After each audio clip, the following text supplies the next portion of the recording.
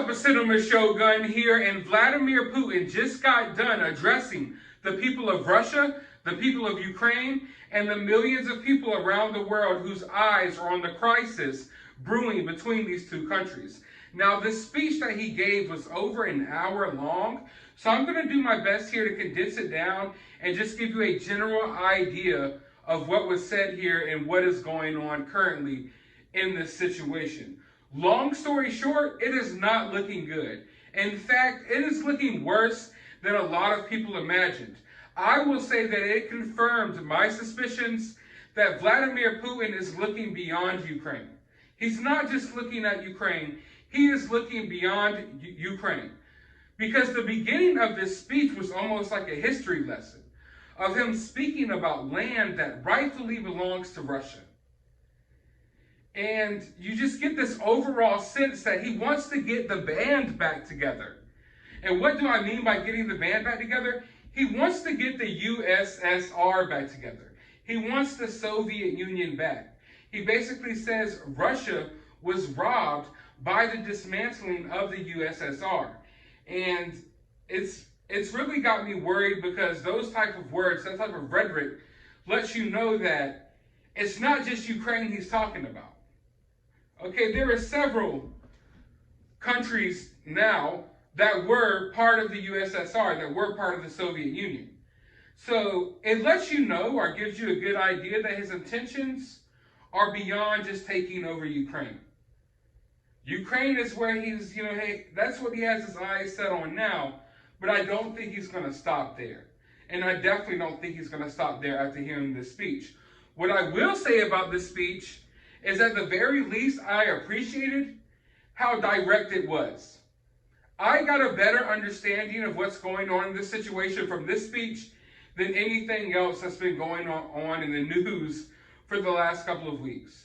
So at the very least, I appreciated how direct it was and how honest it was.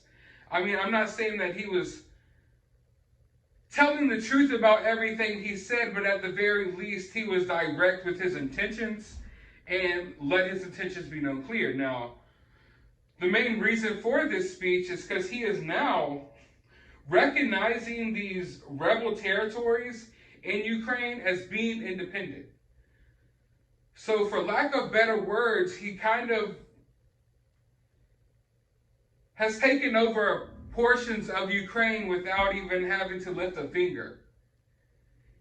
Now, of course, these regions are labeled as independent, but that basically means, oh, they're owned by Russia now.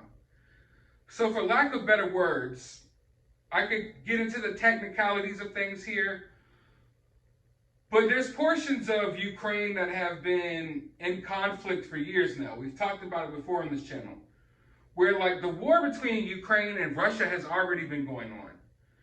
But there's little skirmishes that are between forces that are pro-Russia and pro-Ukraine. They supposedly aren't official military, units. They're little rebel groups, little alliances, little militias that they label pro-Russia. So they do this so these countries don't have to answer to a lot of the war crimes and things like that. But long story short, these regions that have been seeing conflict for years now, he has basically said, hey, they are independent now. They're no longer part of Ukraine. They're their own regions. And for the most part, they're Russia now. They're part of Russia now. But not just that. He called for a cease to all military operations by Ukraine in these areas.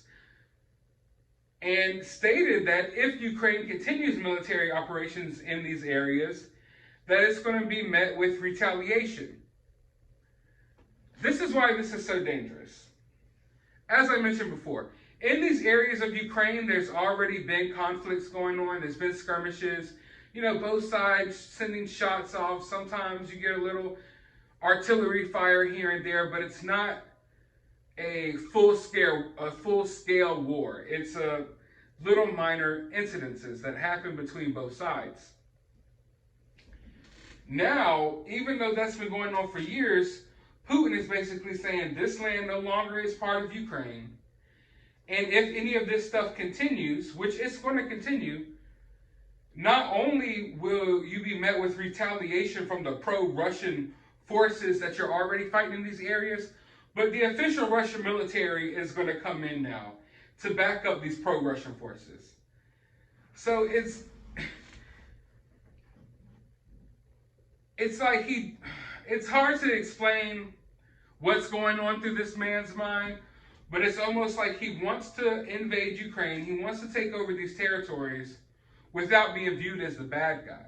So he literally signed these papers like, oh, this part of Ukraine is no longer Ukraine. But if you do something about that, you're in the wrong, and it's your fault that we're about to go to war. So if you do something about the fact that I basically just softcore took over portions of your country, or just softcore announced that portions of your country no longer belong to you, if you feel some type of way about it and you retaliate if you do anything, or even at the very least, if you continue the same operations that you've had going on in this region for years now, it is now going to be retaliated against with a full-scale invasion.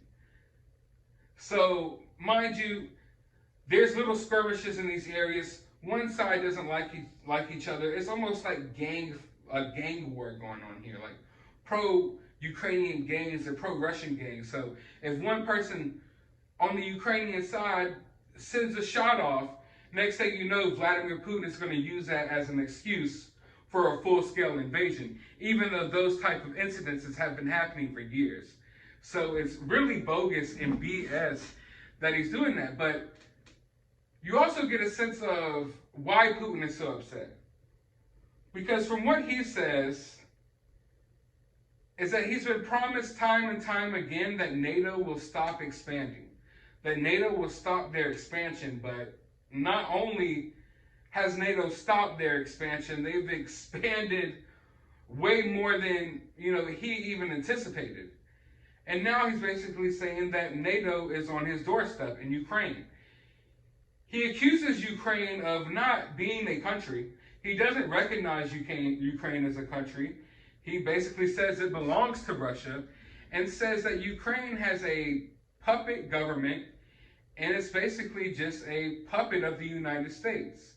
That if anything, it's just going to be used as a launching pad for NATO to attack Russia. And then he goes on and has a George W. Bush moment. Do you remember when George W. Bush addressed our nation and told everybody that Iraq and Saddam Hussein, they had WMDs, they had weapons of mass destruction, and he used that as an excuse to invade Iraq? Well, Vladimir Putin just did that here today. He basically says, and he accuses Ukraine of building up nuclear weapons. He says that they have the capability of striking Russia with these nuclear weapons. He accuses NATO of supporting this, and not just supporting it, but directly backing it. And he says that it is a gigantic threat to Russia and all of Russian people for this taking place. Now, is Ukraine planning on doing any of this? One can, only guess, or, really, it's not something that sounds far-fetched. I'll put it like that. A lot of the points Putin made were valid points if you were someone who was in Russia. America wouldn't want Russia intruding on us in the way that we are intruding on them. But nevertheless, it is what it is. I think it's important to remember in these situations that we could look at the technicalities, we could point fingers about what country is wrong here and what country is wrong there. But the reason this story is so important is because at the end of the day, it doesn't matter who's wrong or who's right. Innocent lives are going to be lost by the tens of thousands if this takes place. Even beyond that. This will be the biggest military conflict that most of us have seen in our lifetime. Assuming that most of you all watching this channel weren't around during World War II, if this keeps escalating, we're going to see the biggest conflict we've seen in our lifetime. Now, Putin goes on to talk about how America and NATO has been constantly pumping in weapons to Ukraine for a while now. And especially over the last couple of weeks, we've had nonstop planes in and out, just dropping off all type of military equipment. And he views that as threatening, which, I mean, you can't really blame him for that. He then goes on to accuse Ukraine of like stealing gas and blackmailing Moscow and using their energy, and basically just says that Ukraine was never a true nation. He's basically saying that Ukraine is just, like I stated just a moment ago, that the only reason for its existence is basically to keep Russia in check, and that it is going to be used strategically against Russia in the future, and that it's going to become part of NATO, and all of these other things, which, I mean, he's not really wrong about that. It's probably going to happen. We know that there is definitely an attempt here to get Ukraine as part of NATO, and once that happens, you know, any act from Putin would be viewed as an attack. All right, for instance, if Ukraine was a part of NATO right now and Russia invaded Ukraine, it would be our duty as fellow NATO members to have to go to war with them. NATO is basically like, hey, if you attack one country, you're at war with all of us. So if Ukraine joins part of NATO, Putin knows at that moment it's too late. Any hopes of conquering Ukraine or attacking Ukraine without having to fight, you know, the rest of NATO, that goes out of the window. So he's trying to act now or never, if you will. And he even mentions, which this really caught me by surprise, Putin says that in 2000, the year 2000, he met with Bill Clinton and asked if Russia could become part of NATO. And obviously, they weren't allowed to. So I don't think Putin is too happy about that. But that was something that came as a complete and utter shock to me. Like a complete and utter shock to me. So what we're seeing here, folks, is we're seeing the escalation of this situation right when we thought it was de-escalating. The whole time, America has been trying to like signal boost all of this stuff. Like, hey, Putin's going to invade on February 16th. And they're giving dates about invasion and all of this. And you almost question what is the motive behind this. But much of me believes some of it is like trying to call things out before it happens, hoping that will deter Putin from ultimately acting on these plans that he so-called has. What I will say is this.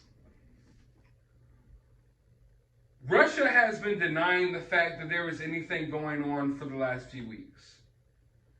After this statement made today by Putin, we know that was total BS. This was not about war games. This was not training. Like I told you all from the beginning, you don't position this many troops on the border of Ukraine without intentions of some type of military conflict. So all of this talk from Russia over the past couple of weeks, like, oh, there's nothing to see here. All of the stories you're hearing in America are BS. We're not doing nothing. We're not going to invade Ukraine. That was BS. All of the talks that you see from Ukraine, trying to pretend like this wasn't an issue, trying to pretend like there's nothing to see here, trying to pretend like everything's going to be okay, that was Ukraine bluffing because they are scared shitless of what is about to happen. Now, I'm not saying that they're not going to defend their country, there's not strong fighters there. That's not what I'm saying. They were scared, and instead of just addressing what the problem was, they tried to hide under the covers, like I said before in one of my past videos. They tried to hide under the covers and pretend that the threat wasn't there. And now it's too late. And now we've reached a whole new level. So what we're seeing here is we're seeing the transfer of the ball. The ball was in Putin's court for a while. Putin, you got all these troops on the border. You're acting like nothing's going on. you need to let the world know something. The ball was in Putin's court. So what Putin did was a very strategic move. He announced that these two areas that are in Ukraine that has already been seeing a lot of violence and conflicts over the past few years, he announced that they're no longer part of Ukraine. Just sign papers with these separatist military leaders who are, the leaders over these little militias or whatever you want to call them in these areas. He signed paperwork with them live on television, and now these areas are considered independent areas that are no longer part of Ukraine. He did this while having all of these troops already lined up on the border, ready for an invasion. So what he did, without having to lose any lives, without really having to lift a finger, he just conquered a portion of Ukraine and then put the ball back in Ukraine's hands, back in America's hands. Now the ball's in our court. All right, I just basically took over a portion of Ukraine, didn't have to do anything, and I announced that if y'all retaliate, if you do anything about it, then all hell's going to break loose, and I'm taking all of it. And all of these soldiers that are here lined up, they're coming in.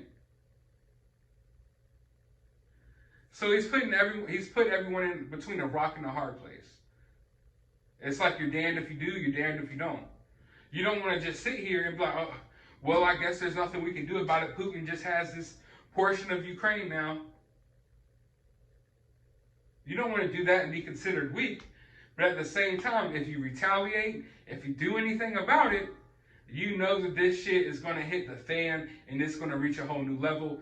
Putin knows that as well. Putin knows that this can't be taken lying down. Putin is fully expecting some form of retaliation. Plus, it's just common sense.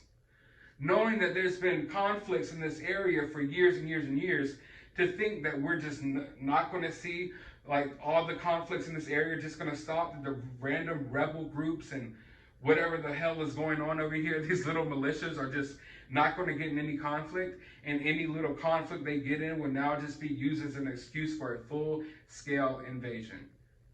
When is it coming? Will it happen? Only time will tell. But like I just stated, after this speech, long story short, it's not looking good. I believe Putin is eyeing more than just Ukraine here, and Putin has strategically put the ball back in our hands, and it's now waiting on us to see what we do about this.